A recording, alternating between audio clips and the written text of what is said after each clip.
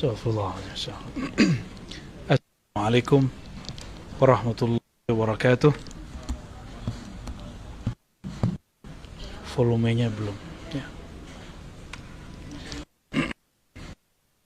Belum keluar suaranya. Bapak Ibu yang dimuliakan Allah, meskipun dingin, bener dingin ya, kok saya nggak kedinginan ya. Mari kita mulai kajian ini dengan baca sholawat. Tadi dah Fatihah. Innallaha wa malaikatahu yusholluna 'alan nabi ya ayyuhallazina amanu shollu 'alaihi wa sallimu taslima. Allahumma sholli 'ala sayyidina Muhammad wa 'ala ali sayyidina Muhammad. Ini suaranya segini aja. Ya. Tema kita apa?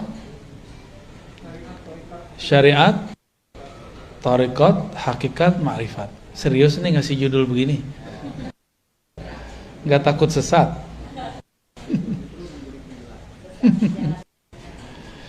Baik. Syariat, tarekat. Ada apa ini? Ada mic baru nggak?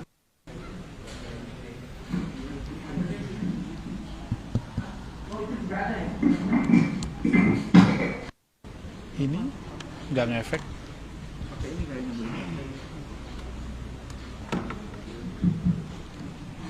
Oke, begini aja ya. Bapak Ibu yang dimuliakan Allah, biar sini Pak, nggak enak.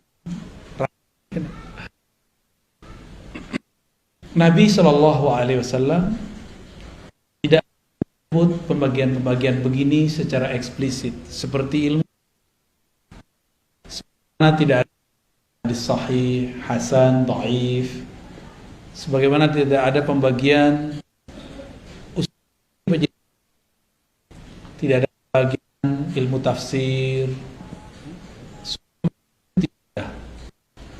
Ya. Siapa yang membagi ini? Para ulama. Karena itu datang satu paket. Nabi datang, satu amalan itu mencakup 4 unsur, mencakup semua ilmu. Semua amalan Nabi ada syariatnya, ada tarekatnya, ada hakikatnya, ada ma'rifatnya. Jadi jangan sampai lagi ada pertanyaan konyol mengatakan, emang ada syariat, tarekat, hakikat, ma'rifat di zaman Nabi? Nah, itu pertanyaan konyol itu. Nanti kalau dibalik gimana? Emang ada hadis sahih, hasan, dhaif di zaman Nabi? Kan nggak ada. Jadi jangan bertanya yang konyol-konyol. Sok kritis tapi nggak pakai data. Sok kritis tapi nggak rasional. Lalu bagaimana kalau mau nanya? Kalau kita mau mengkritisi sesuatu, kuasai dulu yang mau dikritisi itu apa. Inilah pesan berat yang dulu diturunkan oleh Imam Abu Hamid Al-Ghazali yang wafat tahun 505 Hijriah. Sekarang 1434 ya. Apa kata beliau? Kalau engkau mau mengkritisi sesuatu, memuji sesuatu, maka kuasai dulu sesuatu itu apa. Dan ini beliau lakukan sendiri. Imam Al-Ghazali ketika hendak mengkritisi filsafat, dia pelajari 2 tahun, lalu dia review selama 1 tahun. Jadi 2 tambah. Dan dia menulis dalam masa itu. Belajar, dia katakan, dia review, kemudian dia tulis 3 tahun genap. Jadi Imam Ghazali baru kemudian mempublikasikan kritiknya terhadap filsafat setelah 3 tahun mendalami filsafat. Kita sudah berapa tahun mendalami suatu istilah, lalu kemudian mengkritisinya. Jangan-jangan kata orang, katanya nggak boleh kata orang, ya harus kata Allah dan Rasulnya. Ya, jika ada orang mengatakan itu batil, coba tunjukkan bahwa pembagian ini batil, ada nggak? Kan nggak ada. Syariat itu ada di Quran istilahnya. Syir'atan wa minhaja. Itu ada di Quran ya. Syir'ah, syariah, itu ada di surah Al-Ahqaf. Apa arti syariat? Syariat itu artinya yang syariat itu jalan. Syariah yang dijalani. Bisa begitu, ya. Bisa juga diartikan jalan itu sendiri. Jadi sebenarnya syariat dan tarekat itu artinya sama. Syariat itu jalan, tarekat itu jalan. Syuru' arti bahasa Arabnya syuru' itu artinya proses. Syara' artinya hukum yang mesti dijalani. Ya, syara' hukum yang mesti dijalani. Kalau di kampung saya ada ungkapan begini, adat bersandikan syara'. Bukan syariat, syara'. Sama, maksudnya sama. Ternyata di Jambi juga sama, di Riau saya dengar sama, di Aceh sebagian ada yang ngomong begitu juga, di Malaysia juga ada yang menyebutkan kalimat itu, adat bersandikan syara'. Berarti hanya satu suku aja. Nggak tahu siapa yang duluan, itu tinggal klaim-klaim sejarah aja ya. Kalau klaim sejarah biasanya mulai rasis. Saya nggak mau rasis. Kita diciptakan oleh Allah lita'arafu, supaya kamu saling berbagi ilmu, saling kenalan, tidak boleh rasis. Oke. Jadi syariat artinya apa? Jalan. Tapi bedanya apa dengan tarekat? Syariat itu biasanya diartikan jalan yang zahir.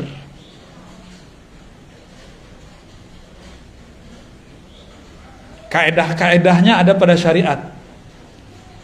Nah, saya menerjemahkannya lebih eksplisit. Syariat itu adalah hukum-hukum Allah yang ditetapkan dengan dalil-dalil yang umum ataupun terperinci. Ya. Lalu bagaimana cara melaksanakannya? Namanya tariqat. Jadi kawan saya, dia nggak suka zikir Ratibul Haddad, Ratibul Attas. Tahu Ratibul Haddad? Ya, tahu ya? Ratibul Attas tahu? Atos tahu nggak Atos? Atos, orang Sunda apa arti Atos? Sudah. Ratibul Atos bukan ratib sudah-sudahan. Itu nama imamnya, Al-Imam Al-Habib Al-Attas. Tapi dia punya zikir pagi sore, di-download di smartphone-nya, dan juga dia punya di perpusnya buku kecil. Di dalam Al-Quran, surah Al-Ahzab ayat 41 ada perintah, ya ayyuhalladzina amanu dzkurullaha dzikran katsira. Al-Ahzab ayat 41. Oke. Wahai orang beriman, ingatlah Allah sebanyak-banyaknya. Itu syariat, hukum syariat. Tekniknya gimana? Kata kawan, bid'ah tuh pakai Ratibul Haddad, Ratibul Attas. Tapi dia ngeluarin buku baru, zikir pagi dan sore yang sahih. Itu juga namanya tarekat baru. Tarekat tergantung siapa namanya. Kalau yang nulis ini namanya Dodo, Eduardo, berarti tarekatnya tarekat Dodowiyah. Kalau yang kayak Mancung, tarekat Al-Mancungiyah. Jelek amat nama tarekat ya. Ya. Dulu almarhum Haji Maksum misalnya punya wiridan yang dia kerjakan pagi dan sore. Maka tarekat yang dia tinggalkan boleh disebut dengan Al-Maksumiyah. Gitu. Maka penamaan zikir itu biasa. Ya, boleh-boleh aja. Ya. Kenapa nggak disebut dengan zikir Nabi aja? Ya kan Nabi zikirnya banyak. Saya punya kitab zikir Nabi hampir 10 yang pakai ilmu hadis, dan kalau di luar ilmu hadis banyak, puluhan. Yang ilmu hadis saja pakai riwayat, itu udah pusing kita bacanya. Ini yang mana mau diamalkan duluan? Karena kita bingung, banyak dalil, maka perlulah seorang guru yang akan meramu. Jadi dalil itu seperti bahan-bahan obat yang bisa meramu apoteker. Kalau zaman dulu dokter tuh bisa, boleh zaman dulu, boleh meramu obat. Saya mau tanya nih, Bapak Ibu ini, kalau sakit boleh nggak meramu sendiri obat, masuk ke ruang apotik, terus ramu-ramu sendiri? Lo kan nggak boleh taklid. Katanya nggak boleh taklid. Taklid ke dokter juga nggak boleh dong. Kenapa percaya sama dokter? Taklid sama apoteker juga nggak boleh seharusnya. Kalau kita boleh bilang nggak boleh taklid. Taklid artinya apa? Ikut tanpa tahu kenapa hakikat sesuatu itu ada. Ikut tanpa mengetahui dalil. Kenapa obat kalau batuk ini A, B, C, D? Disebutkan nggak sama dokter? Disebutkan nggak sama apoteker? Enggak. Terus kenapa percaya-percaya aja? Kenapa itu boleh, sedangkan dalam agama nggak boleh? Gitu. Yang mengerti dalil ulama atau orang awam? Ulama. Berarti kalau nanya dalil ke siapa? Kalau kita nanya dalil ke ulama, itu sudah sama kayak kita mau taklid tapi menaik pangkat jadi ittiba. Nah, kembali yang tadi, bagaimana teknik berzikir itu masuk ke thariqat. Mana perintahnya zikir, masuknya ke syariat. Jadi beda syariat sama thariqat apa? Syariat itu dalilnya, thariqat itu caranya. Mudah toh? Ada perintah, shollu kama raaitumuni usolli. Salatlah kamu seperti kamu melihat aku salat. Ada yang lihat Nabi enggak? Ada yang lihat Nabi? Mimpi aja. Mimpi aja enggak jelas ya. Kalaupun mimpi bukan Nabi lagi salat kan? Terus kalau kita disuruh sholat melihat Nabi, kita ini nggak ada yang ngeliat Nabi, terus gimana caranya? Nah, kalau ada syariat, thariqat, cara ngamalin, ada lagi cara yang lain, namanya mazhab. Mazhab itu cara mengamalkan dalil yang zahir. Thariqat itu cara mengamalkan dalil yang tersirat. Jadi mazhab mengamalkan yang tersurat, thariqat mengamalkan yang Udah tahu perbedaannya? Oke. Terus gimana? Kata kawan, tidak boleh ikut mazhab. Ya, tidak usah ikut Syafi'i, langsung aja ke Nabi. Kalau Syafi'i berbeda dengan Nabi, kita ikut Nabi. Konyol gak? Imam Syafi'i bisa beda sama Nabi. Terus ente gimana nasibnya? Kalau Imam Syafi'i yang jarak beliau dengan Nabi cuma 2 orang, bisa berbeda dengan Nabi, terus nasib antum apa? Yang jarak dengan Nabi 14 abad, 1400-an tahun. Mikir-mikir kalau mau ngomong ya. Tapi ada yang lebih dahsyat lagi. Kalau sahabat berbeda dengan Nabi, kita ikut Nabi. Jadi dia adu-adu sahabat sama Nabi. Ini orang lebih berbahaya daripada Syiah, lebih berbahaya dari Khawarij, lebih berbahaya dari Mu'tazilah. Karena yang mengadu-adu sahabat dan Nabi itu kelompok Syiah, kelompok Mu'tazilah, kelompok Khawarij. Kelompok Syiah bilang para sahabat pengkhianat, merampok, mencuri, mengambil pemerintahan yang Nabi wariskan kepada anaknya, mantunya, lalu diambil oleh mereka. Maka mereka benci ke Abu Bakar, ke Umar, Utsman. Saya nggak tahu Syiah yang di Bandung begitu apa enggak. Kali ada Syiah Al-Bandungi, dia masih cinta sama Abu Bakar, kan kita nggak tahu. Siapa tahu kan beda, namanya doang yang sama. Kalau sama, wah berarti dia bisa saudaraan sama kita. Tapi kalau mereka menghujat sahabat, ya saya hello aja ya. Nggak bisa, kita nggak bisa bersahabat. Ente aja nggak bisa bersahabat sama sahabat Rasul, gimana bersahabat sama kita? Gitu, ya. Ada orang ngomong begitu, benar nggak? Kalau imam mazhab, Imam Syafi'i beda sama Nabi, kita ikut Nabi. Jadi dia pernah berpikir, bersuuzon ke imam. Kalau Nabi, imam ini berbeda sama Nabi. Imam ini buat ajaran baru. Jadi yang dia pikirkan mazhab itu agama buatan imam. Ini kesalahan besar ini. Ini logika yang nggak nyampe. Buat definisi tapi nggak nyampe. Dan saya sering ketemu dan udah sering contohkan.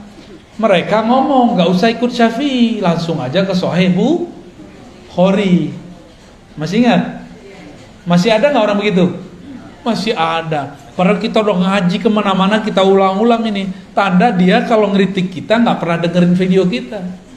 Ya, Imam Bukhari murid dari muridnya Imam Syafi'i. Imam Bukhari ini juga riwayatin hadis, cuma tidak dikenal sebagai periwayat, dikenalnya sebagai imam mazhab. Imam Syafi'i, kebalik. Imam Syafi'i dikenal sebagai imam mazhab, padahal juga meriwayatkan hadis.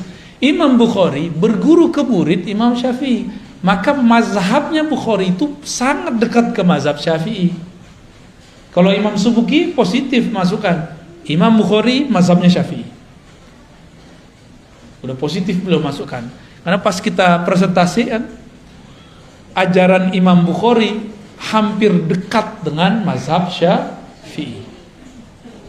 Lebih tua mana Imam Syafi'i Imam Bukhari? Lebih dekat mana ke Nabi Imam Bukhari atau Imam Syafi'i? Jadi kalau kita ikut salaf, lebih orisinal mana, ikut Syafi'i atau Bukhari? Tuh, itu namanya mazhab. Mazhab ini berkembang, tapi di samping kirinya ada thariqat juga berkembang. Dulu ada namanya Imam Hasan Al-Basri. Imam Hasan Al-Basri punya murid namanya Habib Al-Ujaimi. Ada muridnya Daud At-Tai. Daud At-Tai punya murid Ma'ruf Al-Kharqi, Sarri Sakti. Lalu Imam Junaid Al-Baghdadi. Maka dulu disebut thariqat Junaidiyah.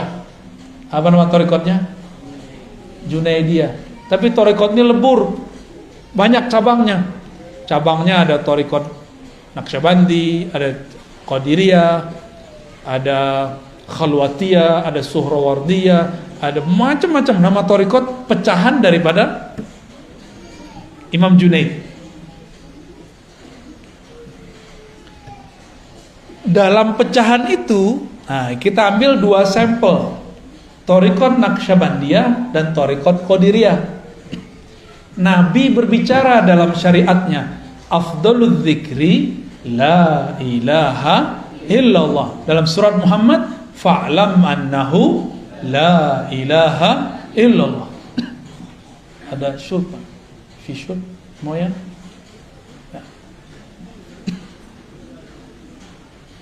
Air al-maksum, ada nggak?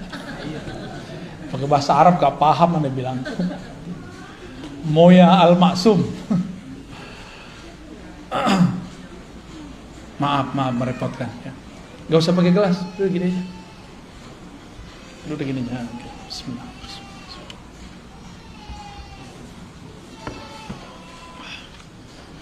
Udah gak usah. Ayat ini syariat nih. Fa'lam annahu la ilaha illallah. Surat Muhammad ayat 19. Ada dalil dari hadis, afdalul dzikri la ilaha illallah. Zikir yang paling nikmat, paling lezat, paling afdal, paling bermutu, paling jitu, itu adalah la ilaha illallah. Terus caranya gimana? Coba antum baca la ilaha illallah. Biasa aja kan? Coba baca la ilaha illallah. Ada yang tahu. Itu ketahuan tuh kalau sudah berarti udah ngambil thariqat udah tuh. Tapi kalau la ilaha illallah, la ilaha illallah, itu belum tuh. Saya tahu dari suara aja kita ngerti. Apalagi kadang-kadang kalau sudah dihentakkan ke dalam kolbu ini kan bercahaya kalau disebut nama Allah. Itu terasa tuh cahayanya, set, gitu. Dan memancar di wajah. Ada wajah keasikan. Karena afdhalul zikri, zikir paling enak, paling nikmat la ilaha illallah. Kalau orang Sunda makanan paling enaknya apa? Karedok. Bener Pak? Tempe. Santri deh nih ya, Batagor apalagi. Ini yang ngomong orang Padang. Tadi orang Sunda yang ngomong. Kayaknya yang lebih sohor orang Sunda nih. Bener, karedok. Oke. Karedok kalau cara buatnya ditonton di YouTube, buat sendiri, beda gak dengan emak-emak kita yang dulu buat? Beda. Kenapa beda? Suka enak aja. Torikotnya, tekniknya. Maka torikoh itu teknik. Beda warung, beda rasa, bener. Bahan sama. Bahannya apa aja? Kucing. Tuh. Kalau saya makan karedok saya nggak nanya. Yang penting enak, gitu. Teh yang penting buatnya enak. Tipe-tipe murid begitu. Ada murid mau tinggal jadi aja. Udah Pak Kiai, Pak Ustadz, ajengan, ajarin zikir. Udah pusing. Tapi kalau sang guru tahu, la ilaha nafi illallah isbat, diambil dari pusar, dibawa ke kayak gitu caranya. Itu cara ngaduk-ngaduk kalimah dalam kolbu. Ya, kalau salah aduk jadi nggak tuh barang? Nggak jadi, kelebihan gosong, kurang, nggak mateng, nggak enak, sama. Jadi kalau kita nih zikir, coba sendiri hasil lihat YouTube, ya beda kalau ketemu, ya beda. Abis makan di tempat orang jual karedok yang enak di Bandung, kita nggak belajar cara buatnya. Besok balik kita nggak belajar nih, kita cobain di rumah dengan cara yang lama, rasanya beda nggak? Oke. Tapi kita datang ke kokinya, ajarin dong, diajarin sama dia tekniknya, kita cobain di rumah, rasanya sama atau beda? Tetap beda. Tetap beda. Zikir depan guru nikmat, karena disuapin sama beliau. Cobain di rumah, tekniknya udah dikasih nih, istighfar, tawasul, apalagi, oh semuanya lengkap deh. Nih bahannya kamu cobain sendiri di rumah. Kita cobain, kok ambar ya? Kenapa? Karena kita belum terlatih. Sang guru napas dia udah begitu, ya. Ibu kita karena sudah lama jadi ibu, dia tiap hari harus buat masak buat anaknya, maka enak jadinya. Ya tetehnya jadi ibu tapi bukan yang masak, sama aja, ampar juga. Saya kan orang Padang, itu suka mengamati rasa rendang. Sama-sama resto A, tapi beda tukang masak, kokinya beda rasa, padahal mereknya sama. Ya, sama-sama rendang loh ya. Padahal bahannya sama. Itu namanya thariqah. Beda cara adukannya, beda teknik membuatnya. Masukin daging ke dalam santan aja itu ada timingnya. Bener, emang begitu. Sama. Kadang guru nih nafsu punya murid, belum saatnya dimasukkan daging kalimatullah ke dalam kolbu murid, udah dikasih-kasih aja. Namanya obral zikir. Janganlah diobral zikir. Ini kalimah thayyibah. Ini kalimah mahal. Afdalul dzikri la ilaha illallah. Pelan-pelan. Kecuali si murid udah lama zikir, udah lama berguru dan direstui oleh gurunya, baru kita kasih. Walaupun sekali bertemu boleh. Cuma baru kemarin sore hijrahnya udah minta talqin aja ya. Kan orang kebanyakan pengen begitu. Tunggu dulu ya. Mau makan, kita mau makan nih. Piring kita kotor, diapain dulu? Langsung makan? Langsung masukin karedok? Ya. Ya, dicuci dulu. Dilap dulu, itu namanya taubat. Kolbu ini kan tempat, kalau kita nih maksiat pakai mata, pakai telinga, itu di kolbu tuh nodanya banyak. Itu harus dibenerin dulu.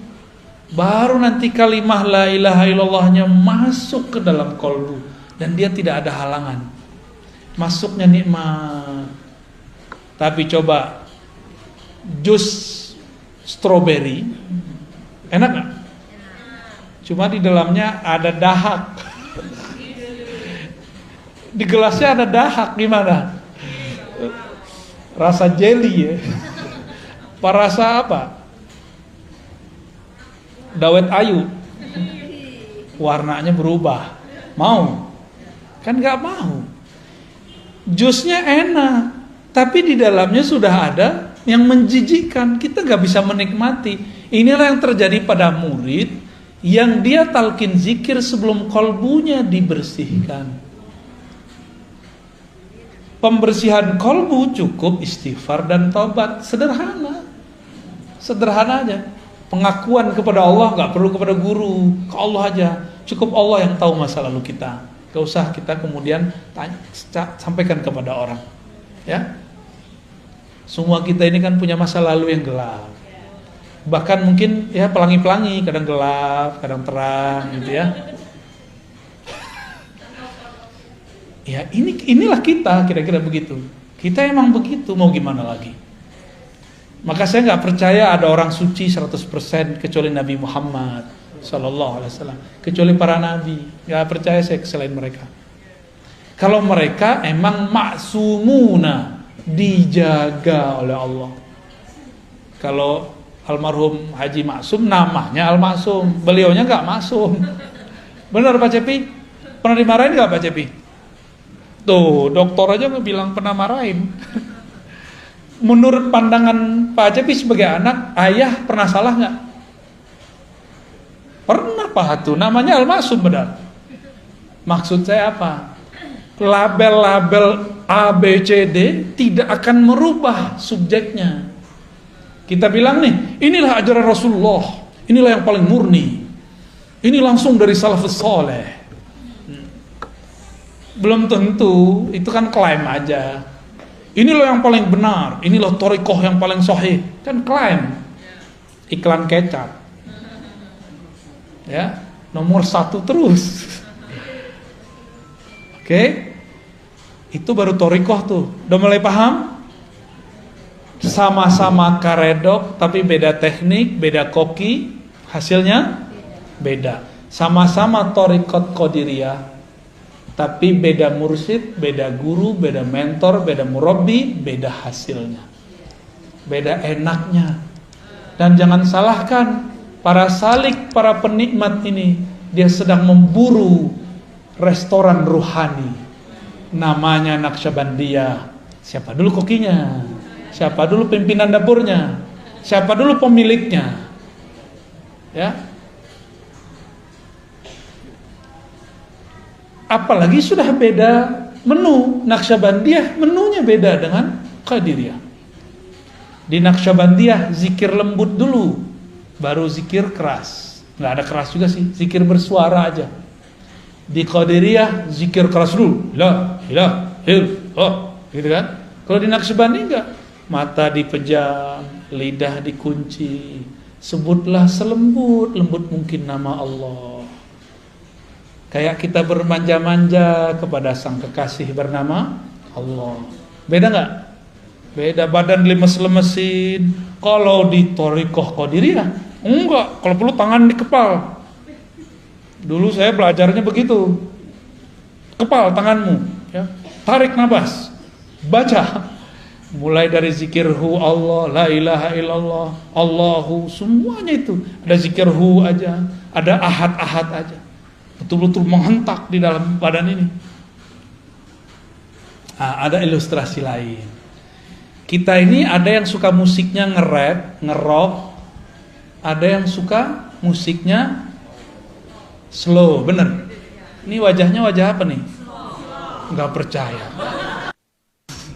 Ini sukanya apa? Jangan-jangan haram lagi. Sukanya hadroh. Hadroh itu udah separuh-separuh ngerok tuh, tang tung tang.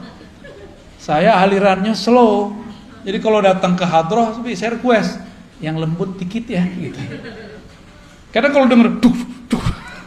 Dulu masih muda banget, seneng. Dulu Thariqah Qadiriyah, Thariqah Samaniyah yang saya pelajari, kita seneng kalau zikir keras, apalagi kalau dikasih duk-duk. Allah, la ilaha illallah. Waduh, nikmatnya bukan main. Kalau minggu itu nggak ada zikir keras, kayaknya dunia ini hambar. Dulu begitu. Belakangan umur udah nambah, ya senangnya yang adem-adem, yang lembut-lembut, tapi tidak anti zikir keras. Memahami zikir keras ini beda gitu. Cari senangnya yang lembut-lembut.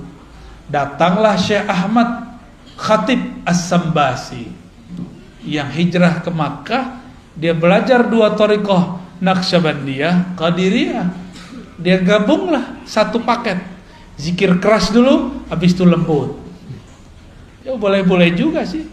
Makanya kalau datang ke pusat-pusat tarekat di Bandung, di Tasik, di Garut, mau jalurnya yang manapun, kalau di Tasik kan sudah masyhur tuh, Abah Anom, Suryalaya, macam-macam. Di sini ternyata juga ada TKN tapi beda jalur. Metodenya sama. Keras dulu, baru lembut. Kenapa? Karena memang sudah satu menu. Nah, cuma kenapa yang ini enak, terkenal, yang itu tidak? Kenapa? Sama kayak rumah makan, yang ini terkenal, yang itu tidak. Padahal rasa, bukan rasa, menunya sama. Rasanya beda. Jadi lidah ini nyari rasa. Kalau makanannya fisik, maka lidahnya lidah fisik. Kalau kolbu, fisik atau non fisik?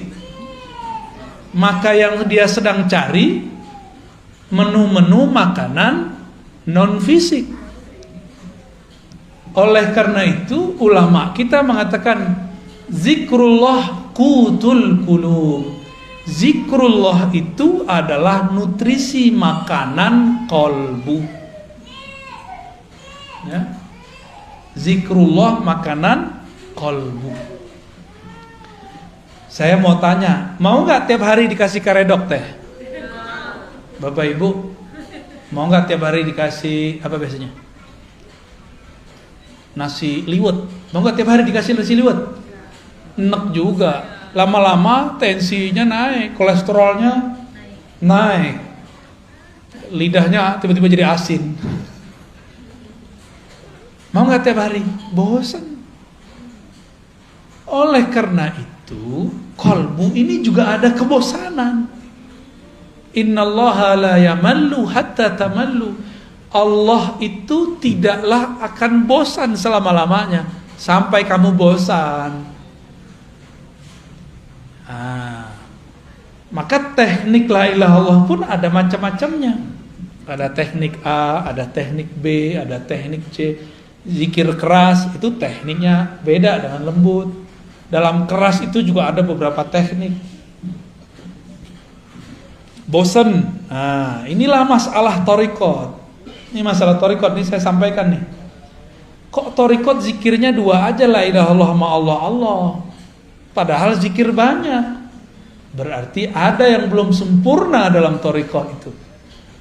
Kurikulumnya kurang lengkap. Ya.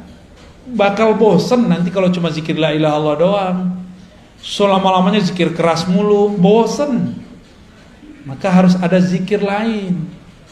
Ada zikir subhanallah, ada alhamdulillah, ada Allahu akbar, ada la haula wala quwwata illa billah, ada hasbunallah ni'mal wakil. Ada suluknya masing-masing. Ada suluk subhanallah, ada suluk alhamdulillah, ada suluk Allahu akbar, la haula wala. Semuanya ada suluknya. Dan semua itu turunan dari amalan para nabi atau para malaikat di langit. Hasbunallah zikir siapa? Nabi siapa yang waktu itu dibakar siapa? La ilaha illallah biasa. La ilaha illa anta, siapa yang zikir begitu? Nabi yang dilempar ke perut ikan, Yunus. Maka la ilaha illa anta itu namanya suluk Yunusiyah, tarekat Nabi Yunus. Ada tekniknya. Kalau belum nyampe ke teknik itu, nggak akan ada rasa baca la ilaha illa anta, gitu ya. Ada tekniknya semua. Allah berfirman ke Nabi Musa, Musa, innani anallah la ilaha illa ana. Sesungguhnya akulah Allah, tiada ilah, tiada yang berhak disembah, tiada Tuhan kecuali aku. La ilaha illa ana. Oh, ternyata ahli zikir tertentu, dia kalau baca la ilaha Allah dalam batin dia yang bunyi la ilaha illa ana. Seakan-akan Allah berkalam, lidahnya baca la ilaha illallah, la ilaha illallah. Tapi di batinnya seakan-akan Allah bicara seperti kepada Nabi Adam. Itu semua nggak bisa dibuat-buat. Itu semua ada kurikulumnya, ada tekniknya. Kalau seorang mursyid belum mendapatkan tekniknya, dia pun haram mengajarkannya. Dia harus belajar lagi ke mursyid yang lebih tinggi. Di atas mursyid ada mursyid, di atas dokter ada dokter spesialis. Ya, begitu terus. Ada tahapan-tahapannya. Ini kita baru ngomongin thariqah. Teman saya psikolog itu kalau mau terapi orang nggak langsung terapi. Ada namanya conditioning. Benar? Dikondisin dulu nih orang, baru berhasil. Sama kalau kita mau mengajarkan zikir atau mau belajar zikir, kondisikan dulu pikiran. Walaupun banyak masalah, minimal pas belajar masalahnya ditaruh dulu, gitu ya. Jangan dibawa masalahnya dalam belajar, nanti gak fokus. Oke? Itu thariqah. Jadi thariqah terjemahannya apa? Jalan atau teknik mengamalkan dalil yang tersirat. Kalau fikih, mazhab, teknik cara mengamalkan dalil yang apa kata dalil tersurat? Jika kamu hendak sholat, maka takbirlah, angkatlah tanganmu. Kita takbir, Allahu Akbar. Rasanya ada nggak? Kalau tidak belajar thariqah, rasanya hambar. Gitu. Ya hambar aja. Apalagi orang yang belajar sholatnya lewat buku atau YouTube, lewat video, ya salam. Nabi bilang, sholatlah engkau seperti engkau melihatku. Kita nggak lihat Nabi, maka kita harus cari orang yang ketemu Nabi. Siapa yang ketemu Nabi? Ada nggak? Ya udah cari guru yang ketemu Nabi. Kita datanglah ke guru yang ngajarin sholat. Kita tanya, antum ketemu Nabi nggak Pak Kiai? Pasti dia bilang tidak, paling mimpi doang. Terus tahu dari mana sholat? Saya punya guru. Gurunya kita tanya lagi terus sampai ke sahabat Nabi. Jadi jarak kita sama Nabi udah 14 abad. Berarti caranya sudah mungkin ada tambahan, ada pengurangan. Supaya tidak ada tambahan dan pengurangan, wajib lewat mazhab. Supaya nanti kita nggak salah kira. Kita kira orang berbeda sama kita menambah atau mengurangkan. Jadi kenapa ada kelompok sekarang suka nyala-nyalain ibadah kita? Karena dia belajar fikih bukan lewat mazhab. Mereka anti mazhab. Maka di luar mereka bid'ahkan. Gitu. Ya, bahaya nggak tuh? Bahaya sekali. Jadi salah satu musibah di umat ini munculnya kelompok anti mazhab. Secara rohani, musibah bagi umat ini munculnya kelompok anti thariqat. Akhirnya zikir hambar semua. Dia baca zikir pagi sore tapi nggak ada efeknya dalam hidupnya. Dia sholat, ruku, sujud tapi tidak ada natijah rasa yang dia dapat setelah membaca. Kata orang-orang ini, sholat nih, mohon maaf kalau jidatnya ada yang hitam ya. Jidat hitam itu boleh-boleh aja. Cuma bukan itu yang dimaksud. Simahum fi wujuhim min athari sujud. Ada tanda bekas sujud di jidat mereka, di wajah mereka, wujuhihim, karena bekas sujud. Saya udah putar-putar nyari riwayat, adakah jidat Nabi itu hitam, nggak ketemu. Meskipun berjidat hitam boleh, nggak ada masalah kan, emang mungkin kulitnya agak sensitif, orangnya juga sensitif, lengkap sudah. Terus apa yang dimaksud tanda sujud? Tanda sujud, saya sering sebutkan, orang sujud kepalanya di mana? Di bawah apa? Di bawah tempat paling kotor di alam semesta. Nih, tempat buang air kecil. Ya walaupun bajunya bagus, walaupun bedaknya masya Allah, bajunya oke, tapi bagian situ bau nggak? Nggak enak kayak ngomongin begitu ya. Tapi emang itu bau, udah selesai. Sekarang ditaruh di bawahnya. Gimana? Maka yang disebut athar sujud, bekas sujud adalah hilangnya kesombongan seorang hamba. Itu baru disebut bekas sujud. Jadi siapakah yang sujud kepada Allah?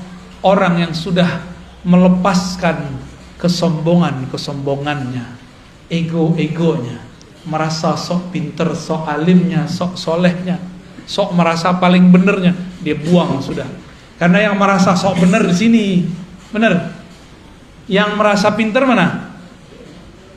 Yang merasa bergelar ini. Yang merasa manhajnya, mazhabnya paling bagus, thariqatnya paling keren ini. Kalau ini nggak mungkin.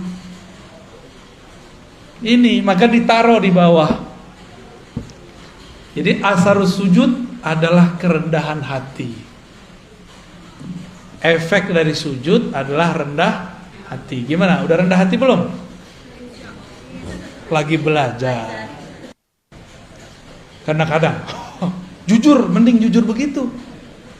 Berarti sholat kita ini sudah benar belum?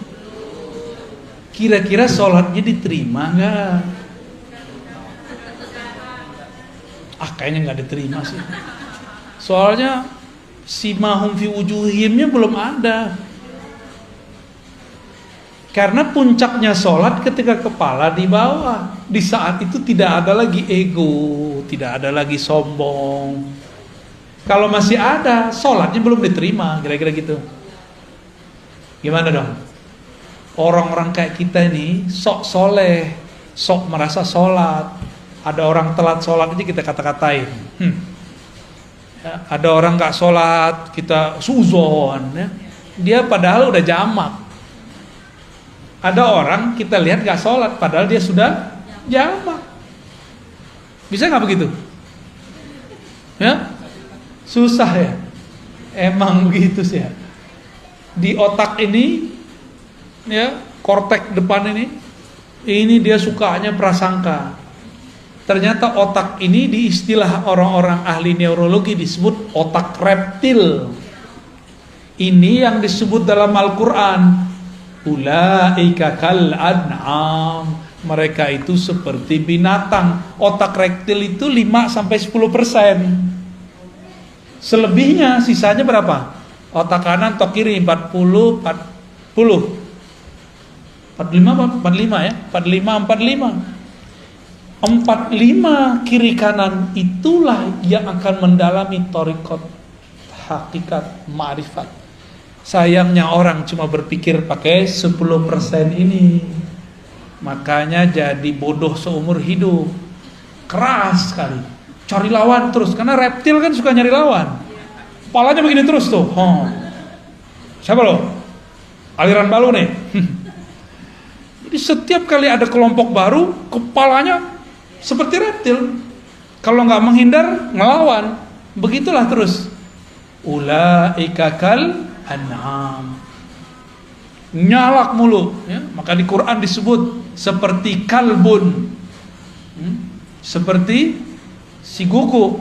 Jika engkau biarkan yalhas, jika kau perhatikan yalhas, engkau apa-apain yalhas. Yalhas itu lidahnya begitu mulu.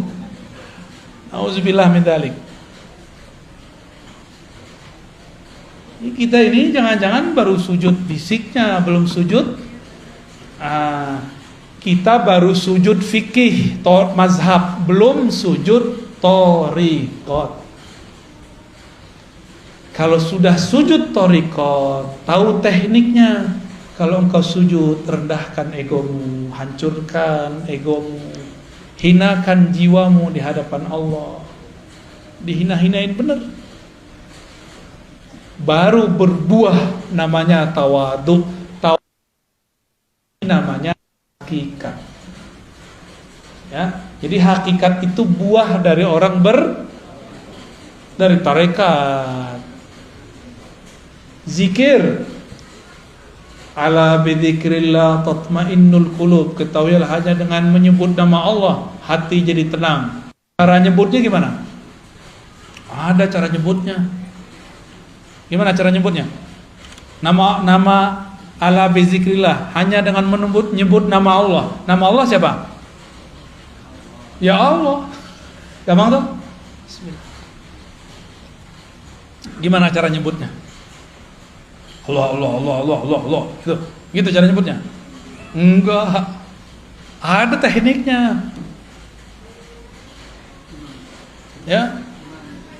Itu yang mahal. Ya, harus pakai talqin.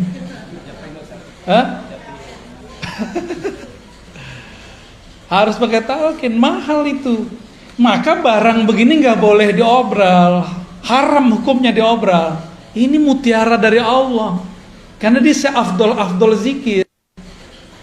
Kalau diobral, orang nggak menghormati barang ini nanti, dapat dibuang. Itulah yang terjadi pada banyak murid. Talqin sini, karena diobral talqinnya, dia tidak pernah lagi mengamalkan zikirnya. Karena dia nganggap, kita kalau beli cincin tepi jalan, pede nggak pakai tiap hari. Tapi kalau beli cincin ini toko yang eksklusif, pede nggak pakai tiap hari? Pede. Kira-kira begitu, ya. Ini lebih dari cincin. Ini sesuatu yang kita masukkan ke dalam diri. Mau obral-obralan, maka dalam thariqah kami, talqin itu bukan nomor pertama. Nomor pertama at-ta'allum wa ta'lim, ngaji. Udah bener ilmunya baru talqin. Udah hilang syaknya, sehingga dia tahu nama yang akan dibaca dia adalah zat yang maha agung. Maka dia pun akan mempersiapkan jiwanya untuk membaca. Nggak mungkin lewat Zoom, pasti dijemput kok. Antum ini kan lucu, takut COVID ngaji lewat Zoom. Tapi kalau pengen makan resto, datang langsung. Ya salam ya. Nggak adil sama diri sendiri. Takut ngurus badan fisik, tapi virus rohani dibiarkan. Sampai mati begitu aja lah ya. Rasain aja terus. Nggak ada perkembangan dalam batin kita. Nggak adil. Innallaha yuhibbul muqsitin. Allah senang sama orang yang adil, yang proporsional, jelas. Lagi pengen makan karedok ya. Datang ngantri lagi. Masuknya pakai masker pas makan. Mungkin. Nih ditutup nih. Mam bisa nggak? Kan nggak bisa. Makan pakai masker bisa nggak? Gaya-gaya doang pakai masker. Ya, pas mau makan pasti dibuka, hilanglah social distancing. Kenapa antum gak takut? Giliran mau ngaji dempet-dempet dikit takut. Gak percaya kalau pas ngaji ada rahmat turun, ada malaikat rahmat. Itu di antara antum banyak sekali malaikat rahmat. Itu sampai ke atas sana. Gak ada virus berani masuk. Masuknya paling pas masuk mall tuh, ya, yang disalahin pengajian sama masjid.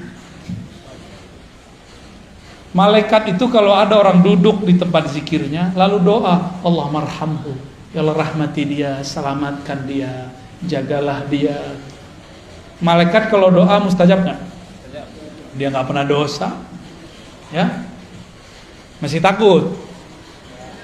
Hah? Nggak takabur loh ya, nggak boleh takabur, tapi insya Allah, ya, yang adil sama diri. Ini bukan nyinggung yang nonton online sama Zoom ini. Kalau yang karena jarak kita maklumi. Ini masih di kota Bandung. Ya, saya aja datang dari Jakarta, masa antum di sini Zoom, gaya bener. Ya, sok higienis, sok jaga badan, tapi nggak jaga rohani. Makanya sampai nanti nggak akan ada peningkatan spiritual. Nih saya marah-marah nih sekarang sore ini nih. Tapi marah saya begini-gini aja, ya. Mau sampai kapan begini terus, ya? Maka yang hadir kita apresiasi dengan baik. Semoga Allah meridhoi antum lebih kenceng daripada yang udah jelas dia di samping sini masih pakai Zoom, gaya bener. Giliran makan ke kantin dempet-dempetan, ya. Betul-betul nggak adil ke dalam diri, ya. Nggak adil. Saya prihatin melihat seperti ini. Kalau mau protokol kesehatan lengkap, prokes-prokesan yang adil semuanya, ya, semuanya rapi, siap-siap hidup merana. Udah divaksin juga, ya. Terus untuk apa dong kita divaksin, ya? Protes ya, tuh, ya, Pak pemerintah, semua orang udah bosen, orang udah bosen semua. Tapi gimana lagi, ke depan kita harus pakai aplikasi segala macam lah. Jadi yang pakai fingerprint, dulu kan kantor punya print. Kalau sekarang semua orang harus punya peduli lin, nggak hanya fingerprint, dicolok hidungnya. Kita ikutin aja mainnya, ya.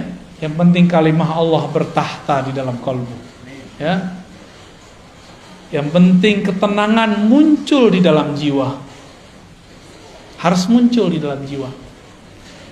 Jika dilakukan zikir berdasarkan tekniknya, sama dengan orang makan karedok, makan rendang sesuai dengan takarannya, cara masaknya, udah pas sudah. Kalau juga masih belum terasa, jangan-jangan bukan menunya yang, tapi lidahnya sedang sariawan. Paham ilustrasi ini? Kalau kita nih belajar zikir, gurunya sudah oke, tekniknya sudah lengkap, tapi belum juga menikmati zikir. Jangan-jangan kolbu kita sedang bermasalah, seperti mulut lagi sariawan gak menikmati makanan. Saya kira cuma orang Padang yang pedes, orang Sunda cabai rawit gak dicampur apa-apa, giling. Gimana? Udah? Pernah nyoba? Doer gak bibirnya tuh? Gak berani. Tuh orang Padang gak berani, orang Sunda berani. Pantesan lebih pedas dari kita, ya gak? Maaf, canda-canda. Itu torikot. Hasil dari bertorikot, tenangnya kolbu dalam berzikir, namanya hakikat. Kita punya kesimpulan, punya hikmah. Oh begini ya kalau zikir dikerjakan secara benar, hasilnya begini. Kita tahu metodenya, tahu teorinya, paham hikmahnya. Ini namanya hakikat. Ya, jadi hakikat itu pengetahuan yang diperoleh setelah menjalani hakikat. Tapi hati-hati, tidak semua pengetahuannya tepat. Maka di atas hakikat ini harus ditingkatin lagi. Si hakikatnya harus diuji. Karena hakikat ini pengetahuan, tapi pengetahuannya terpisah. Zikir la ilallah rasanya ini, zikirhu rasanya ini. Itu namanya hakikat. Terpisah-pisah. Beda zikir, beda rasa. Umroh sama puasa, beda nggak rasanya? Keasikan umroh haji berbeda dengan keasikan tahajud, benar? Pilih mana? Sama-sama pegel loh kaki, tahajud, sama-sama tawaf. Kenapa orang lebih sering memilih umroh? Padahal mau ketemu Allah di rumah juga bisa. Nggak mesti ke Ka'bah kali. Kenapa? Karena menu. Orang bosen satu menu. Rasa, ada rasa yang didapat di dalam umroh beda dengan rasa yang dapat dalam tahajud. Rasa ini menghasilkan pengetahuan. Pengetahuan inilah yang disebut ilmul yakin. Ilmu yakin. Paham? Kira-kira? Dhamma lainnya hakikat. Sehingga kita punya keyakinan, kalau aku baca ini, aku yakin begini, itu orang udah punya hakikat. Maka orang yang sudah mengerti hakikat, jika ada orang bersyariat sholat 1000 rakaat, dia cukup 2 rakaat, itu udah sama. Kalau orang bersyariat belum mengerti ilmu yakin, dia sholatnya baru by pahala. Kalau ada pahala dia sholat, kalau nggak ada pahala dia nggak sholat. Kalau orang mengerti hakikat, dia sudah tahu bahwa sholat itu jangan harap pahala, tapi ada sesuatu di belakang itu. Inilah yang disebut oleh Nabi, orang alim tidur lebih ditakuti oleh setan daripada orang yang itu, maksudnya yang punya ilmu hakikat. Kalau ilmu yang biasa. Lalu apa beda hakikat dengan ma'rifat? Hakikat itu masih bisa luntur. Hakikat itu masih bisa salah. Yakinan kita kadang-kadang belum tepat. Dari mana kita tahu? Yang paling banyak dapat ilmu hakikat waktu di surga itu malaikat namanya Azazil. Tetap saja tergelincir, dipecat dari malaikat namanya iblis. Iblis itu ahli hakikat. Dengan ilmu hakikatlah dia menyesatkan orang-orang ahli zikir yang tidak berguru. Pernah berguru terus ninggalin gurunya. Pernah bermajelis lalu keluar dari majelis. Orang-orang begini dicaplok sama iblis. Apa kata iblis? Zikir kamu keren ya. Karena zikir kamu banyak orang sembuh nih. Kamu sebenarnya mursyid yang lebih sakti daripada gurumu. Mulai terbersit. Kita lebih sakti dari guru. Tuh, kena tuh dah. Pernah gak ngeliat ada orang begitu? Ya, murid kiai besar buat tarekat baru. Ini nasib dia ini. Keluar dia dari halaqah. Karena terbersit dalam hatinya, dia lebih sakti dari gurunya. Dia nggak sadar gurunya sedang pura-pura nggak bisa. Ngetes dia aja. Guru pura-pura nggak bisa ngeruqyah, nggak bisa. Oh, saya nggak bisa doain air, pura-pura aja. Bukan berarti dia nggak bisa. Dia nguji antum itu. Ngerasa sakti nggak melebihi guru. Banyak yang terpedaya di situ. Apalagi urusannya udah ketemu fulus. Ya. Apalagi urusannya udah ketemu pengikut. Orang merasa pengikut itu aset dia. Waduh, gawat. Banyak orang tergelincir pada bab ini. Banyak sekali. Oleh karena itu, orang sudah bertarekat dapat hakikat, masih bisa tergelincir. Contohnya Barsisa. Contohnya Musailamah Al-Kazzab. Itu Musailamah kan dulu ikut nulis wahyu. Musailamah ikut nulis wahyu, Pak. Khidmah ke Rasulullah.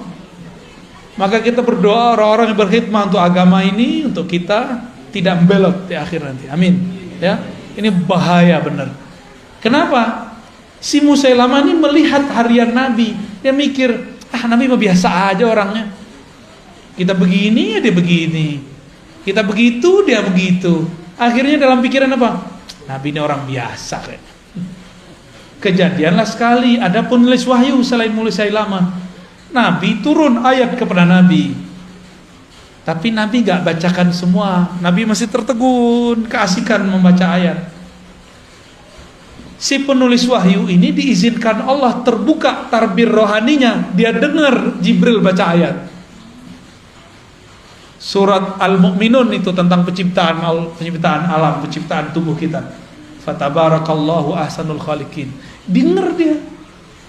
Terus dia konfirmasi ke Nabi, ya Rasulullah, lanjutan ayatnya ini bukan? Saya barusan dengar ada Jibril baca. Kata Nabi, benar. Dalam hati terbersit sama dia, gini doang ilmu guru gua. Gini doang makomnya Rasul, saya juga bisa. Maka orang ini jadi nabi palsu. Kalau murid jadi mursyid palsu. Buat tarekat palsu. Karena dia merasa dia bisa mengakses apa yang diakses gurunya. Dia kira gurunya cetek ya. Ini sering terjadi di semua halaqah, di semua thariqah ya. Maka untuk selamat hanya satu bab, harus masuk pintu ma'rifatullah. Apa itu ma'rifatullah? Disebut ma'rifatul Muhammadiyah, mengenal hakikat Nabi Muhammad sallallahu alaihi. Dalilnya apa? Qul in kuntum tuhibbunallaha fattabi'uni. Katakan jika engkau cinta Allah maka ikuti aku sang Muhammad. Maka dia harus ikut ma'rifat Nabi Muhammad sallallahu alaihi wasallam. Nabi ketika sholatnya banyak, beliau gak bilang supaya kalian selamat. Nabi bilang, aku ingin bersyukur kepada Allah. Nabi ketika dapat wahyu gak bilang, gua doang yang bisa dengar, lu gak gitu. Kalian gak bisa. Gak ada Nabi kesombongan begitu, gak ada. Nabi selalu merendahkan hatinya di hadapan Allah dan para sahabatnya. Yang dimaksud al-haqiqah al-Muhammadiyah, itulah kemurnian akhlak Nabi Muhammad sallallahu alaihi wasallam, yang berakhlak dalam hakikatnya, dalam bertorikotnya, dalam bersyariatnya, itulah yang dapat ma'rifat. Dan tidak sedikit kita dengar ada orang ketemu orang semakin tinggi teori ma'rifatnya semakin sombong. Apa itu? Ngeremehin orang. Berarti dia sombong gak? Gak level, gitu kan? Kajian kulit tuh gak penting. Nih kajian hakiki nih, kajian hakikat nih, kalian gak tahu. Ngomong begitu itu sombong namanya. Sedangkan Rasulullah mengajarkan tidak boleh sombong. Udah jam 5 Ustaz. Kholas ya? Ya udah tanya jawab deh kalau ada. Fadhol. Terima kasih Bu ya. Maka dari Bapak atau Ibu saya nggak bisa lihat. Dari Bapak dulu barangkali ada yang perlu sampaikan. Dari Zoom ada 2, tapi sebelum dari Zoom dari yang hadir dulu mungkin silakan. Ustaz, ada ibu-ibu yang nanya. Enggak, nanti soal. Assalamualaikum warahmatullahi wabarakatuh. Abia mau bertanya tentang masalah contoh. Sampai sekarang saya masih bukan ragu ya, masih bingung. Karena dalam satu sisi ada yang mengatakan bahwa kita itu bertobat harus sama orang yang masih hidup. Mursyidnya itu harus masih hidup. Sementara yang lainnya bilang tidak usah, yang sudah meninggal juga tidak masalah. Yang begini yang mana Abu ya? Oke. Assalamualaikum. Kalau kita ini belum mandiri, guru wafat, maka sebaiknya punya mursyid yang masih hidup yang dapat ijazah dari mursyid itu atau dari mursyid yang lain. Jangan yang nggak dapat ijazah, nggak nyambung nanti, nggak nyambung ke Nabi Muhammad, nanti nyambungnya ke iblis. Ya, yang boleh ngajar zikir adalah syaikhun ma'zunun inda syaikhihi, guru yang diizinkan diijazahkan gurunya. Kalau nggak dapat ijazah, sedapat ijazah aja yang diajarin, jangan lebih. Nggak pernah diangkat mursyid, jangan ngaku mursyid. Mursyid itu nggak mesti tua loh ya. Itu masalah otoritas satu thariqah. Ada di thariqah tertentu yang dapat ijazah umur 90, di thariqah yang lain umur 19 sudah diijazahin. Saya ketemu kemarin waktu ke Sumatera, ada guru saya, dia sudah memimpin suluk dua thariqat, Naqsyabandiyah dan Samaniyah Qadiriyah. Itu dia mimpin dari umur 20, sekarang umurnya udah 70 sekian, berapa tahun tuh? Ya, jadi nggak mesti tua fisik. Mana ada kaedahnya tua fisik? Nggak ada. Kita kan bayangin Syekh Mursyid pakai tongkat, harus pakai sorban, ya salam. Mursyid itu mau pakai apa aja dia mursyid. Mau mereka baju kaos, dia mursyid.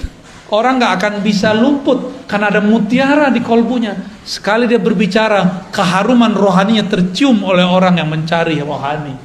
Nggak bisa dibohongin. Rumah makan, masak, udah ditutup, kecium baunya nggak? Ya, kecium baunya. Sama kira-kira, ya. Jadi saran saya teh, kalau belum disiplin untuk zikir yang diajarkan guru, maka bermursyidkanlah kepada yang hidup dan dapat izin dari gurunya. Gitu ya. Kalau enggak, nanti enggak nambah-nambah. Makomnya segitu-gitu aja. Karena zikir itu enggak ada batas. Zikir itu di atas makom ada makom, di atas makom ada makom. Zikir la ilaha illallah ada ribuan tekniknya. Yang diajarin kan baru satu. Baru dari pusar ke bunuh-bunuh itu mah satu, belum banyak itu. Banyak tekniknya. Ya. Saya ngamalin sudah hampir 100-an lebih teknik itu. Baik yang langsung diajarkan beliau-beliau ataupun yang ya, secara rohani. Adalah berapa ratus teknik la ilaha illallah doang. Mau ditarik kemana aja nikmat zikir la ilaha illallah itu. Nikmat sekali. Ya. Jadi jangan mengkultuskan seorang guru. Di atas guru ada guru, di atas wali ada wali. Di atas nabi ada nabi, di atas rasul ada rasul. Puncaknya Rasulullah sallallahu alaihi wasallam. Thariqat itu yang hebat bukan namanya, tapi mursyidnya. Ya, oh thariqat A lebih bagus, enggak. Yang bagus tuh mursyidnya. Karena banyak juga yang thariqatnya sama, enggak berkualitas orangnya. Ya, sama kayak tadi, sama-sama karedok. Ya, tapi beda orang, beda yang masak, beda hasilnya. Jadi bukan karedoknya yang salah kalau dia nggak enak, tapi yang salah sih gurunya. Yang masak udah bagus, itunya udah enak, lidah lagi masalah, pikiran lagi banyak, bisa enak gak? Enggak ya? Mau makan karedok ingat AA, AA yang lama. Baik, terjawab ya? Terjawab? Okay. Alhamdulillah. Ada 4, tapi saya kira yang tentang thariqat juga ada 2 pertanyaan, tapi saya kira sudah terjawab dengan kalimat terakhir. Dan tentang thariqat yang benar, saya kira yang tadi dia sampaikan. Kemudian tentang sekarang di akhir Desember, 22 Desember kemarin tentang Hari Ibu. Karena itu keputusan di mereka sehingga itu dianggap sebagai tasawuf jika kita mengikutinya. Bagaimana itu tentang Hari Ibu? Hari Ibu itu apa definisinya? tahu juga. Jangan-jangan mengharamkan sesuatu yang nggak tahu, ya kan? Saya mau tanya dulu orang yang mengharamkan mengucapkan selamat hari ibu. Saya pengen tahu nih, ini serius nanya loh, apa yang dimaksud hari ibu? Sehingga kita mengharamkan yang jelas, jangan yang nggak jelas. Kalaupun kita menghalalkannya, kita menghalalkan yang jelas, bukan menghalalkan yang abu-abu. Coba definisinya apa? Yang pakar nasionalis nih. Hah? Ini kan kampus, masa nggak ada yang tahu? Nyelekit ya. Apa hari ibu, Ustaz? Nggak tahu. Ya udah, berarti nggak usah jawab boleh dan nggak boleh. Berarti kita nggak ngerti, ya kan? Oh ini menyerupai Nasrani. Menyerupai Nasrani. Emang hari ibu orang Nasrani yang buat? Ada nggak di ajaran Nasrani hari ibu? Gak ada juga. Terus di mana? Hindu? Gak ada juga. Itu urusan apa? Ini mungkin. Jadi dengan adanya peringatan hari ibu di tanggal 22 itu, maka seolah-olah umat digiring untuk menghormati ibunya hanya pada tanggal itu. Emang begitu? Ya, sedangkan Oke, good. Berarti ada orang yang mendefinisikan hari ibu, dia buat definisi sendiri. Definisinya barusan tuh dari antum tuh. Apa kata si orang ini? Kata antum tadi apa? Tanggal 22 seolah-olah menghormati ibu hanya pada tanggal itu sehingga umat tergiring untuk situ di hari Oke.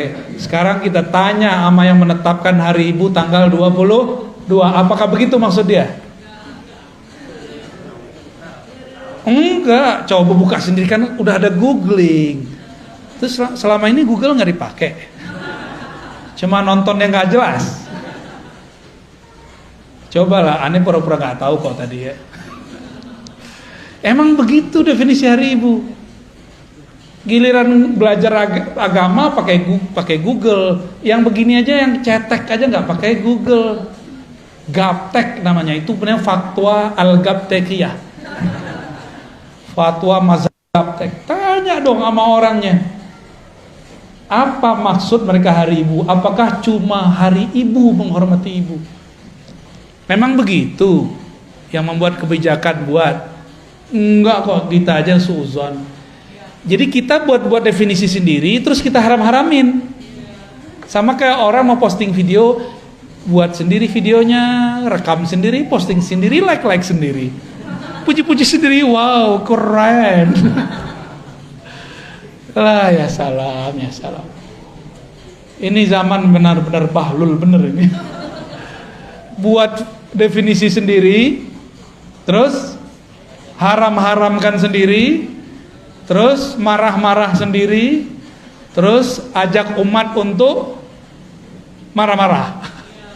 Gak begitu kalau kita mau berfatwa. Fatwa itu ada ilmunya. Gak boleh fatwa pakai nafsu. Fatwa itu pakai ilmu. Sebelum berfatwa wajib memetakan masalah yang difatwakan. Selesai memetakannya, baru kita bilang ini yang masalah di sini, yang itu tidak masalah, atau ini masalah semua. Harus sama dulu persepsinya.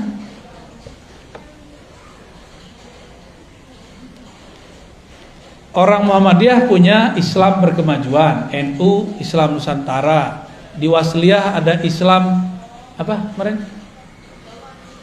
Waktu kita ke Wasliyah, saya lupa ada istilahnya. Di Medan kemarin, orang Persis gimana? Islam apa? Islam murni. Pasti adalah jargon-jargon gitu. Bener? Ada orang buat definisi Islam Nusantara itu Islam sholat pakai bahasa Jawa.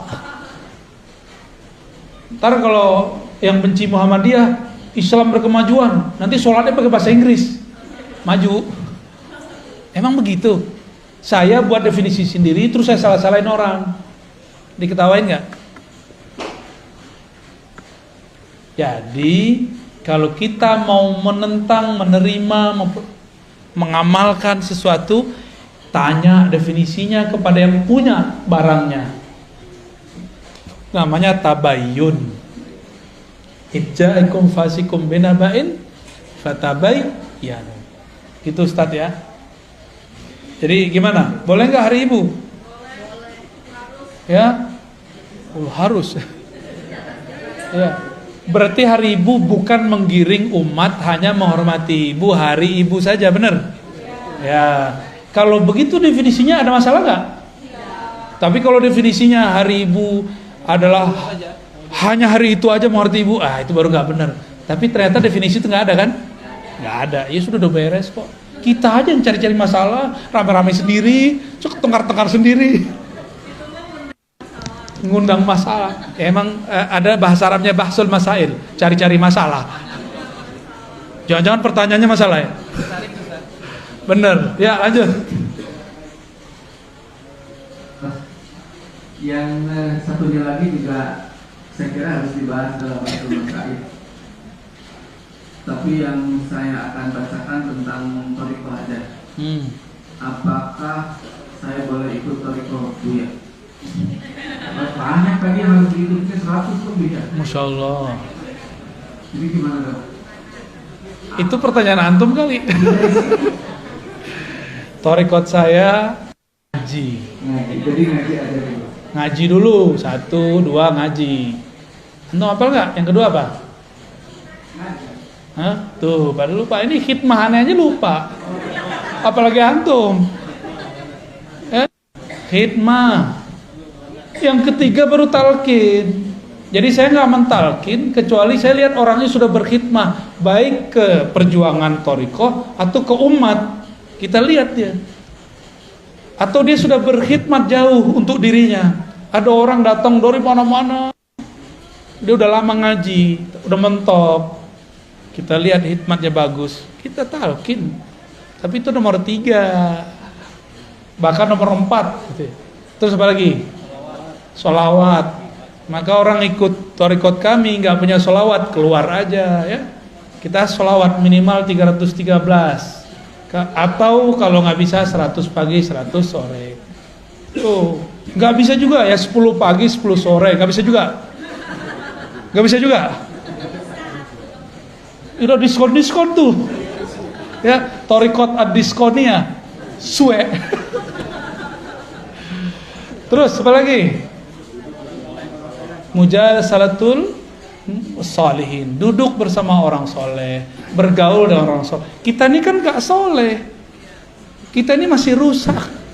Supaya kita ini terbentuk dengan kebaikan, maka carilah komunitas orang baik. Jangan-jangan kita lah yang merusak komunitas yang lama. Ya, jangan bilang tuh komunitas itu jahat tuh, aku kalau di sana pasti rusak. Kita yang merusak mereka. Nih teman saya nih ada mantan nih. Kalau dia nggak ada, kata temannya nggak ada lo nggak ada rame. Ada dia nggak mabuk orang. Nggak ada dia nih, orang nggak mabuk.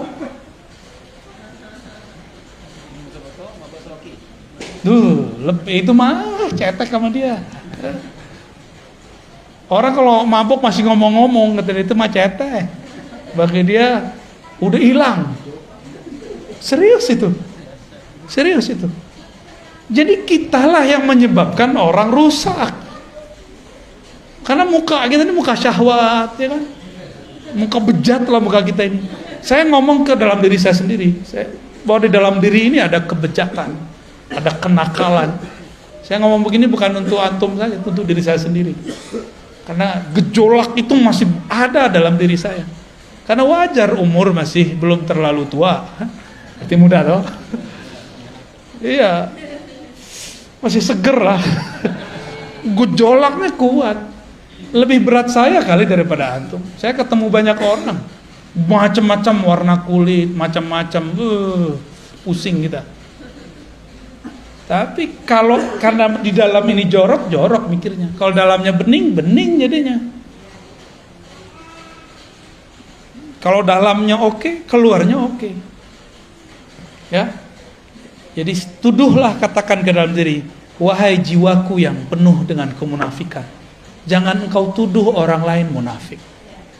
Itu sebabnya kita perlu berkumpul dengan orang-orang soleh. Orang soleh bukan soleh pakaian.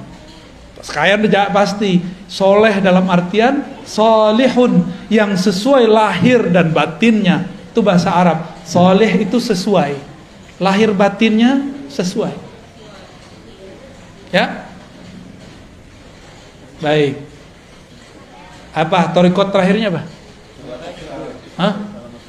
Salamatus sadar, nggak nyimpan dendam, benci, suuzon, buruk sangka kepada orang lain. Bisa nggak? Hah? Ada tekniknya. Ya, apa lagi? Masih ada? Adab. Susah kalau sendiri, kalau berguru gampang. Ya, ajari aku. Ya, itu kurikulumnya itu. Ada 7, ya. Ada 7. Dari situlah kita kemudian bergerak. Ya, sekarang marhalahnya baru 2, 1, 2, 3, 4 ini muter-muter. Ya. Ta'lim, ta'alum, khidmat, talqin, udah. Ini masih yang concern. Jadi kenapa orang thariqat masih busuk-busuk hati? Karena dia nggak nyampe ke salamatus sadar, cuma zikir-zikir doang. Zikir kalau belum istighfar, tambah banyak zikirnya, tambah besar dendam dan sombongnya. Jadi harus ada zikir pembersih, ada zikir menaikkan makom. Kalau belum dibersihkan dengan istighfar dan tobat, udah zikir la ilallah, ya kan naikin makom. Dia naik, nodanya juga naik. Tubuh pohon ini berkembang, benalunya nggak dipotong, tambah gede pohon, tambah gede juga si benalunya. Maka carilah guru yang bisa membersihkan parasit kita. Parasit itu ya menjalar dalam jiwa. Semua itu sama. Ya. Mungkin nggak mursyid punya penyakit hati, mungkin, tapi dia tahu cara ngobatinnya. Kalau antum dikit aja nggak tahu caranya, ya, kira-kira begitu ya. Oke, pertanyaan terakhir, ya, apa ada lagi? Ini kita sering di belakang ada juga tuh, ada tuh di belakang tuh, bukan di belakang antum, ada hantu. Ya, Alhamdulillah dari senangnya. Ya, sila mau dikasih ke belakang? Masih ada di belakang, Pak? Terakhir ya dari Ibu ya. Ya, angkat. Assalamualaikum warahmatullahi wabarakatuh. Assalamualaikum. Barakallahu ya. Saya termasuk yang selalu menyimak ceramah Ustaz dulu. Karena hari tanpa Ustaz. Thariqat YouTube ya. Tapi sekarang jangan ya, sudah langsung. Alhamdulillah. Ini saya mau bertanya Ustaz, apakah seseorang bisa ma'rifatullah tanpa tahu nama ruhnya? Saya tahu itu dari YouTube, dari punya dari Ustaz. Dan apakah yang boleh mengenal nama ruhnya itu hanya orang-orang tertentu saja, atau siapa saja boleh tahu? Baik, Terima baik. kasih Ustaz, kalau bisa saya mau tahu Ini nama dosisnya saya. ada dosis 1000 ini. Oke. Ilmu tentang nama ruh ada pada bab keempat. Berarti ada bab 3, ada bab 2, ada bab 1. Bab 1 ini awal. Bab pertama namanya Ma'rifatul Asma. Mengenal nama-nama Allah. Makanya talqin zikir pasti nyebut nama Allah. Orang begini masih bisa kenal Allah tanpa nama ruh. Ya. Jadi 1, 2, 3 dapat diperoleh tanpa nama ruh. Tapi yang keempat itu ma'rifatuz zat, hanya dapat diperoleh oleh ahlur ruh, orang yang punya nama ruh, jika dia ikut suluknya ruh. Dan itu baru saja dibuka ilmunya. Ya. Masih panjang jalannya ini. Masih panjang. Sekarang yang ada thariqat itu 3 yang pertama, yang 4 belum. Belajar ma'rifatul asma, itu nomor 2. Bab kedua, nomor pertama. Nomor bab kedua ma'rifatul af'al, mengenal perbuatan-perbuatan Allah, cara kerja Allah. Dan yang ketiga, ma'rifatus sifat, mengenal sifat. Sampai nomor 3 itu tidak perlu mengenal, tidak wajib mengenal nama ruh. Bisa semua. Ya, nanti Allah kasih sendiri, mungkin potongan depan namanya. Allah yang ngasih tahu. Atau dia mimpi ketemu Rasul kasih nama dia. Saya ketemu beberapa mursyid yang dia sampai dikasih nama oleh Rasulullah. Tapi biasanya cuma depannya aja. Nama itu ada rangkaian-rangkaian namanya. Karena nama itu diambil dari karakter Nur Muhammad yang memancar dari Ahmad. Warna. Ini cahaya ada warnanya enggak? Kita bilang ini cahaya terang, perih di mata atau teduh? Cahaya ini perih, benar. Maka kita sebut cahaya ini perih, cahaya ini tajam. Itu nama dia, nama cahayanya. Tapi menerangkan nggak? Oh, cahaya ini walaupun tajam, dia menerangi ruangan. Itu nama berikutnya. Maka satu cahaya bisa banyak nama. Nah, Ahlur Ruh itu ngasih nama cahaya itu. Nama itu sebenarnya sudah ada sebelum kita lahir. Sebelum kita ke alam ini, kita sudah ada belum? Sudah. Jika hidup di sini nggak pakai nomor KK dan KTP, bisa kemana-mana nggak? Ruh kalau nggak punya nama nggak bisa masuk ke badan kita. Emang Allah main serabut-serabut doang ngambil ruh, gitu nggak bisa. Ada daftar nama yang antri untuk ditiupkan. Ada namanya dia. Dan yang punya pengetahuan mengenai nama ruh bukan saya, Bu. Saya cuma penjelas metodologi keilmuannya. Mungkin ada santri yang gak sabar, terus keceplosan ngomong, Buya Ustadz nih muter-muter aja. Buka aja sih. Seenak perut lo aja. Gak bisa begitu. Ilmu ini ada tahapan-tahapannya. Jangankan ilmu ruh, ilmu talqin aja belum saya bagi-bagi semua kok. Apalagi ilmu, ya jangan suka-suka kita komentar. Ya, ini zaman orang komentar suka-suka. Antum komentar hati-hati. Nabi mengatakan dalam hadis Sahih Bukhari, bisa jadi satu kalimat tidak terasa keluar, tidak terasa diketik, tapi membuat yahwi ila jahannama sab'ina kharifa. Itu membuat dia terjatuh ke dalam jurang-jurang jahanam. 70 kharif. Saya nggak tahu terjemahan yang pas tuh kharif itu. Selapa lamanya orang udah mati dari kemarin, dia belum nyampe-nyampe juga. Ada munafik mau dilempar oleh Allah di masa Rasulullah. Itu dia sampai sekarang belum nyampe itu ke bawah. Karena kalimat itu. Sok dalamnya itu sab'ina kharifan, 70 kharif. Dalam kayak palung Mariana kalau di laut tuh. Dalamnya bukan main. Hati-hati komentar. Ya, saya nggak pernah biasanya menghiraukan orang berkomentar, tapi kalau dikomentar tentang nama ruh, ini agak sedikit kita tandain. Ya, hati-hati ente. Ya.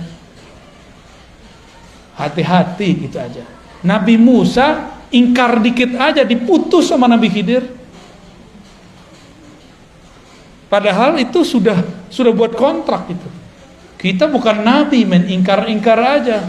Siap-siap diputus dari ilmu ruh. Ilmu ruh itu ilmu paling mahal. Paling mahal itu. Sabar-sabar, Bu. Ya, sabar-sabar.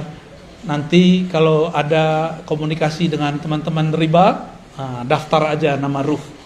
Kalau beruntung kita ketemu ahli yang ngasih nama ruh, kita mintain namanya. Ya, ada nama ruh, tenang aja ya. Tapi itu kelas 4 itu. Sekarang belajar zikir torikot yang ada aja dulu ya. Amalin aja yang ada. Aduh, pertanyaannya udah berat nih, Tat. Padahal kita ngaji baru berapa bulan nih. Sekali sebulan lagi ya. Pertanyaannya soal iya. Udah cukup? Saya kira gimana Mas? Cukup ya? Oke. Baik. Boleh. Baik, kami masih ada acara lagi. Mohon maaf tidak bisa sampai maghrib di sini. Dan seperti biasa, salamannya dengan hati aja ya, bil qulub. Gak usah juga dokumentasi lah, gak usah lah. Cukup di hati aja ya. Semoga tidak mengurangi kehikmatan kita bergaul bersama, bermujalasah, duduk bersama. Bapak Ibu yang bukan Allah, terutama sahibul bait ya, Dr. Cepi dan tim, semoga antum yang buat kegiatan ini diberkahi oleh Allah. Semoga dijaga selalu oleh Allah ya. Dan beliau yang mendirikan ini, Allah berikan kenyamanan, kebahagiaan, cahaya di alam sana. Amin rabbal alamin. Bagi kita yang hadir, jangan berhenti. Ruh itu tidak pernah puas mempelajari nama Allah, sifat Allah, hafal Allah, dan rahasia-rahasia Allah. Selamat penasaran. Assalamualaikum warahmatullahi wabarakatuh.